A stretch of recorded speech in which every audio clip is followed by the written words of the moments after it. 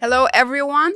I'm welcoming you again at TeachMeCode podcast. Today, we're at our mobile studio, which is located in World Trade Center at Najah Exhibition. And I have a very exciting guest for you.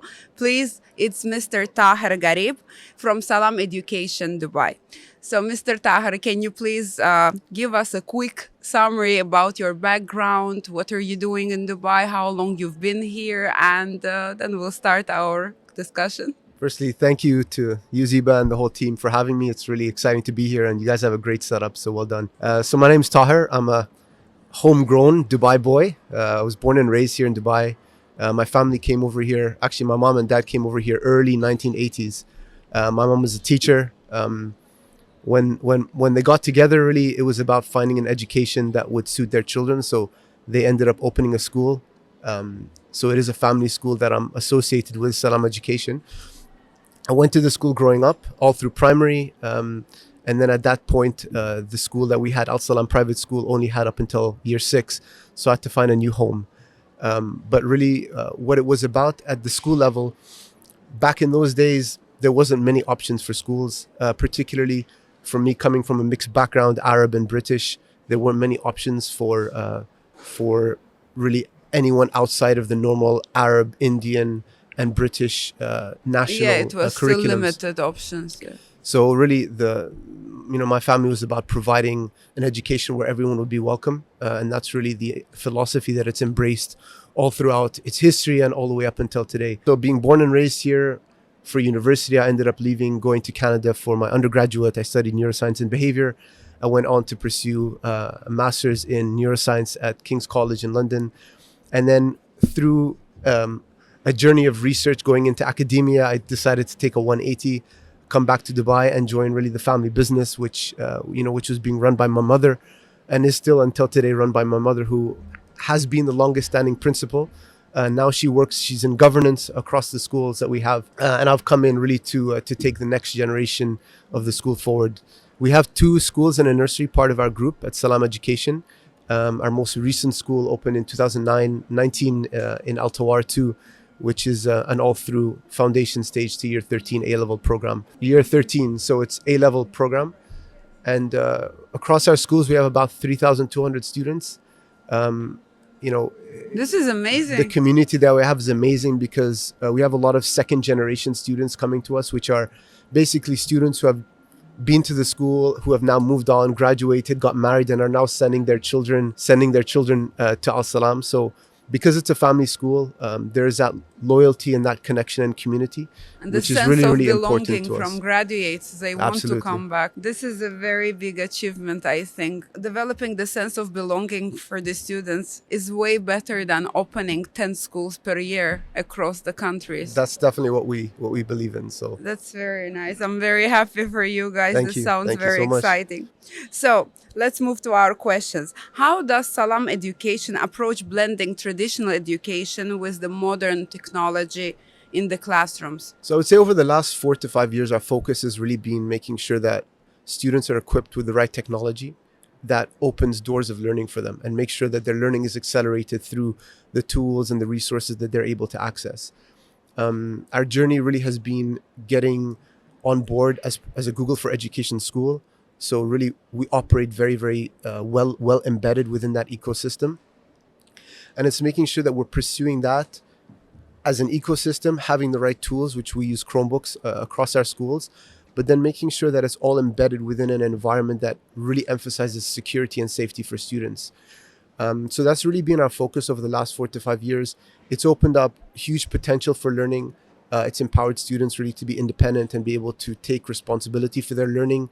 They're not being limited by lack of resources or lack of flexibility to tap into the resources that are most meaningful for them. What we've done over the last 2 years also is on board with a platform called Bloxy, which has just leveled up our entire security and device management capability. Obviously, we want devices to be learning devices, not devices of distraction. So that's really been really important to us as a school, that we get the best out of this ecosystem, and also empower teachers to use this platform to live manage devices in the classroom. So essentially, through this platform, teachers are able to visualize what's going on student Chromebooks, push resources directly to them. That's, I guess, was a big change. Absolutely. And it's managing the change and getting the best out of it without essentially putting blockers in front of students, because at the end of the day, they have access to everything. You're not trying to create an artificial environment for them, but you are trying to make sure that they have the resources, but they're focused as well, so that they're not, floundering in the abyss of technology and not achieving anything. What do you think makes Salam Education unique? What's unique in your approach? What makes your teachers different from others?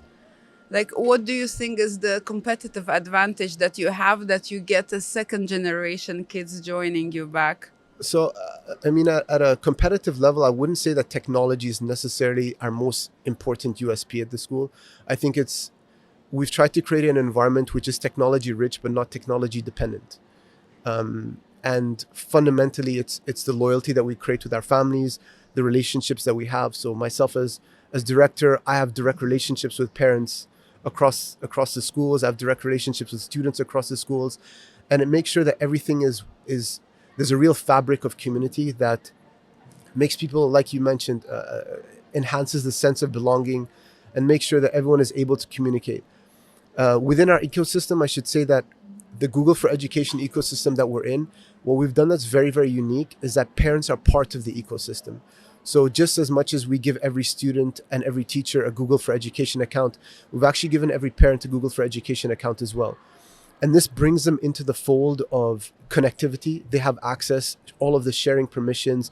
They're able to navigate resources and tools that we provide the students and be part of it rather than external to it. And that's been really important for us, particularly at a communication level. So what you say is that the unique approach, let's say the main thing that you guys are counting on is the community that you build across the school. Do you think the same approach will help you out in the next 10 years with all this AI, with all this technology evolving around us? I think. Yeah, I think if anything, it's going to just strengthen it. The sense of community that we're trying to build isn't just a community of parents, students, and staff, but it's actually building partnerships with organizations, with industry, and really importantly for us, especially over the last few years, has been our alumni. We've developed an alumni alliance program where actually we're able to cycle students back into the whole ecosystem of contributing back to what our children and what our students are able to have awareness and exposure to. So, organizations like TeachMeCode, Udo, which is the ERP that we use at the school. We have partnerships with all of our device providers like Acer and Asus, where we are essentially an innovation showcase school for them. Creating these wider communities is really enhancing what we're able to provide at a school, because what schools are becoming more and more is a platform for students to get connected, to have access to the resources and tools that they need, to build networks that will enhance their learning opportunities. And that's what we're really trying to double down. It's making sure that every student is going to graduate with the right connections and the right networks that will set them up. I agree with you. I don't think that the school or the university themselves as an independent entity can do it all, because they don't meet all the needs of the students anymore.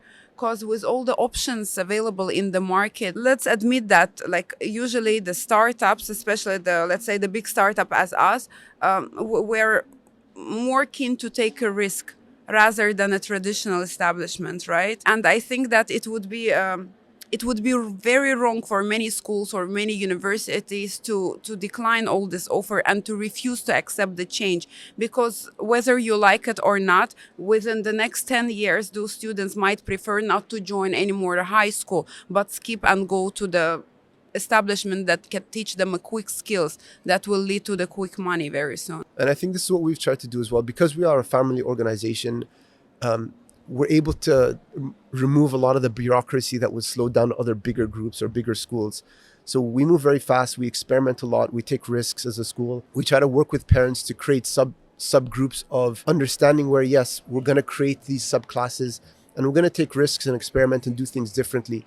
And that level of agility for us as an organization is really, really important. Another question I have is, how are you supporting your students to join the career market in tech in the future? Because again, as I said, I was talking last time, I said that there was the industry, the timing for each industry, when there was a coal industry, oil and gas industry.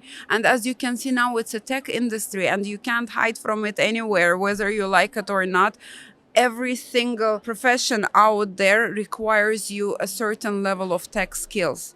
And for the kids that are growing now, it's a necessity. It's not an option anymore. So how are you preparing your students to the tech orientated professions in the future? Or maybe through another establishment, or maybe through different programs you're trying to push them and prepare them for that? So again, for us as a school, especially as a British national curriculum school, the starting point is always really ambitious, really rigorous qualifications. So what we offer across the school, particularly into IGCSE and A-level, is just really solid qualifications. They're tried and tested. They prepare students with skill sets that are going to serve them in their future. And at the end, they finish with a qualification that is recognized by all universities. So for schools as qualification institutions, it's still really, really important. It's what our parents expect from us. And certainly it's what gives the level of structure within the education system that we know works. So that's at the base level. That's making sure that we have our basic grounds covered. Beyond that, it's how we create wider opportunities for students to get exposure and experience. We do that in many ways. We do competitions. So last year we had an inter-school code champs competition where students had opportunities to get excited around challenges that are not traditionally curriculum related. It was internally, but inter-school. So we had a competition between both of our schools. And it just creates an environment where you're able to sidestep from the normal traditional curriculum and get your teeth into challenges that are real world. And obviously within an environment that's challenge and competition oriented, you see a whole different type of student in those environments because they get really excited. They're able to work in collaborative groups, and sometimes those collaborative groups, they do away with the normal year group structure. So I'll have, let's say, a collaborative group from one school where you have a year 7 working with a year 9 or 10 on a project. And those type of setups are really, really engaging for students. It's inspiring for the younger ones because they're able to work with older students that they normally wouldn't have a platform to work with. And obviously within the spirit of competition, it just does wonders for what they're able to create and produce as a community. So obviously there's a competition piece. We work with a lot of partners. TeachMeCode is one example. I mentioned Udo, our ERP. We had some programs running in the school last year where we were able to unlock the entrepreneurship spirit, but also get this to be embedded in, a modern ERP. So students were actually building their businesses on Udo as a platform. Udo is, it's like Oracle as an ERP system. And students were actually building their businesses on a modern ERP, which normally they wouldn't have experience or access to, but are fundamental to almost every organization that exists. So, mapping entrepreneurship with the whole tech piece. We've done work with Intel, Skills for Innovation last year as well, where you have a whole suite of courses that are challenge oriented, where they create sub projects or sub challenges for students and staff to collaborate around. And all of these, they're more and more not becoming extracurricular or extra enrichment as much as they're becoming part and parcel of the curriculum experience. So we weave this into our school day rather than always being beyond the curriculum or beyond the school day, because then you start to lose potential for everybody to get involved and benefit. I agree with you. Those are the very necessary skills that the kids have to have before joining the universities or even before choosing the career, because I believe the traditional education system that was in place for many years, I'm not saying it's failing, because that would be wrong to say, because at the end of the day we still see the result around us, but it won't survive the next generation, because students now, they're very dynamic. One day they want to be doctors, the next day they want to be engineers, third day they want to be bloggers, and you have to keep up with those changes and be able to offer them the right skills at the right time in order to grab the market. And it's breaking down barriers. You don't want to have artificial barriers between the school. Traditionally, schools have been very isolated entities. I completely Nobody's allowed understand. in, nobody's Yes. allowed out type Yes, of mindset. yes. And what we've done is we just tried to break down those barriers and make sure that students They get the core of the curriculum experience, but then there's a constant stream of inspiration, awareness, exposure. What's been really just amazing for us over the last year is how we've been able to bring alumni back into the picture. We have throughout the year, dotted throughout the year, a drip feed of alumni coming in. Many of our alumni, I would say probably 20% of our alumni are in tech, if not even more. So they go and they study tech in university, and then they end up in tech careers one way or another. So bringing them back into the school to speak to students, we create internships for them. They create internships for our students as well. And what it does, it closes the gap of students of being able to see what the next step looks like and what the steps thereafter look like. Um, it's raising their ambition level, and it's also building their network out as well. The whole idea behind this traditional education system is fading away, because if before it was a school, then a university, then a master's degree, then I don't know what, now I feel like from grade 9 kids, they already know what skills they want to obtain, and most of them, they want to skip unis. They don't want to spend 4 or 5 years of life studying at the university. By saying that, just a simple example, this is what our founder always says. He's like, how often you update your software on the phone? And I tell him like minimum once a year. So he's like, you want to tell me that in 5 years that you're studying the program in university, nothing has changed around the world, especially if it's something related to technology, which makes sense, you know? If every year there is some updates going on, there is something is always developing around you, how can you teach the same program over and over to a different generation? Like I think by bringing in, as you said, the fresh air, letting in a different establishments. And again, it's for all of these institutions just to more and more recognize that they're not just institutions where we are providing learning or we're providing curriculum for students. You're creating an ecosystem. And that ecosystem, again, creates networks. And those networks are where a lot of the valuable learning come from. The more they're willing to build partnerships with organizations that have the expertise, that have that experience at the cutting edge of what technology is providing or what industry is providing, it's only enhancing your ecosystem, and that's what we're trying to do. What's your thoughts about the personalized learning? Because again, if you have noticed that more and more establishments, they're offering for you to customize your classes, your courses to it's not anymore about what market needs. It's about what each individual is looking for. I feel like we're getting more and more spoiled in terms of the education providers around. Yes, because I remember back in my days, it was like if you want if you want a prestigious education, you're going to London. If you want a fun student life, you go to US. If you want, I don't know what, you're going to this country. Right now, those barriers, they don't exist anymore. It's not about whether you studied in Harvard, in, I don't know, in Princeton or something. It's about what you have studied and how much of your time it took. So what's your thoughts about it? And do you think that can affect, let's say, the whole educational system as one ecosystem?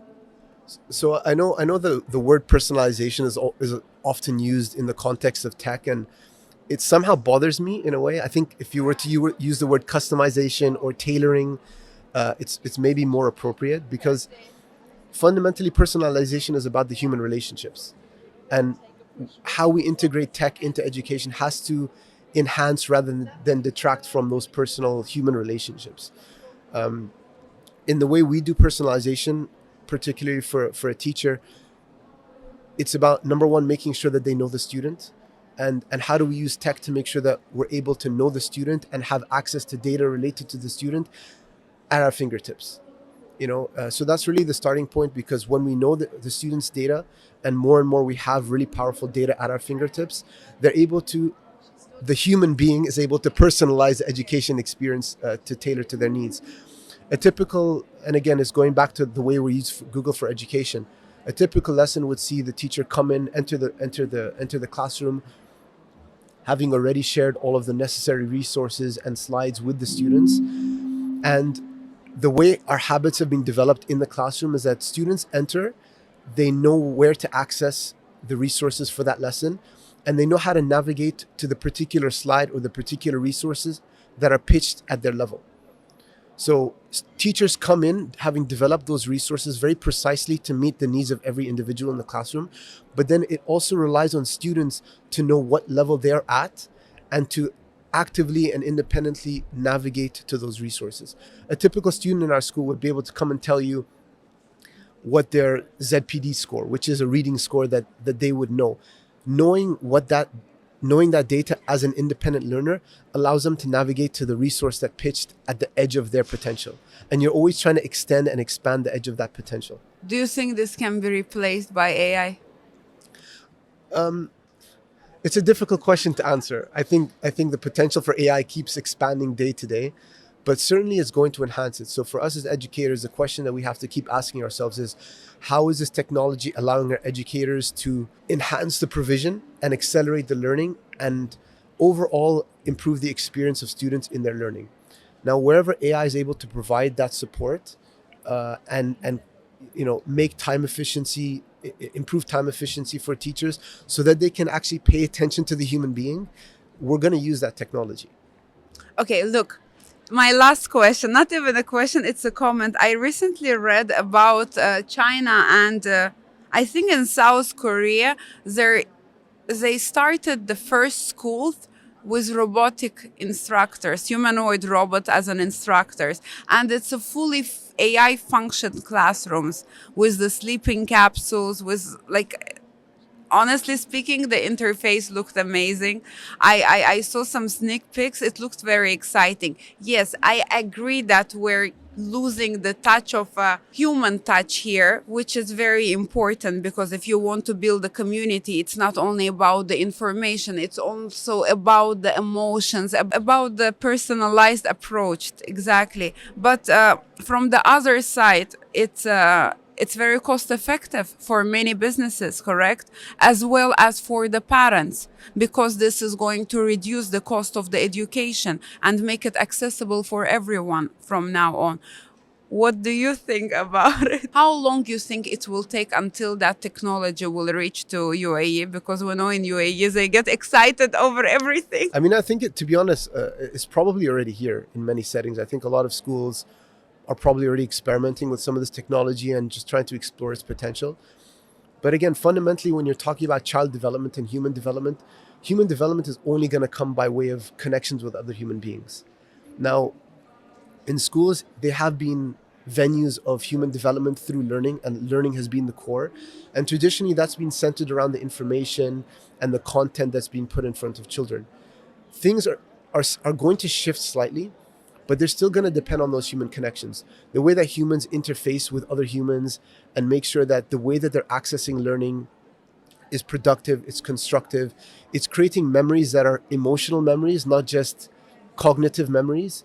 And I think it's still going to fundamentally depend on AI that. filter would be way harsh than the human, as in it will just divide the students into those that are achievers and the failures, rather than try to dig deeper and find the reason. And That limitation might not actually even be there, but getting away from the fundamental belief that humans want to interact with other human beings and they want to be able to learn from other human beings. Yes, if AI is able to augment or support that or enhance it or accelerate it, all the better.